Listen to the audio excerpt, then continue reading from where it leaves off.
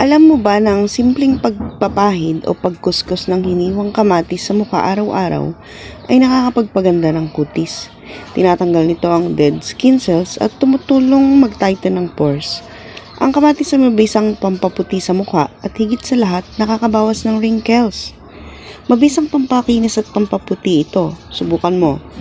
Hiwain ang isang kamatis, ikuskus sa buong mukha, gawin ito araw-araw at makikita agad ang epekto.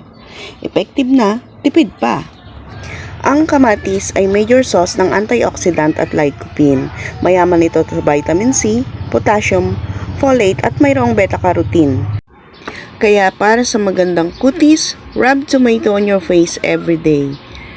Removes dead skin cells, treats sunburn, helps tighten pores, clear dark spots, and delayed signs of aging.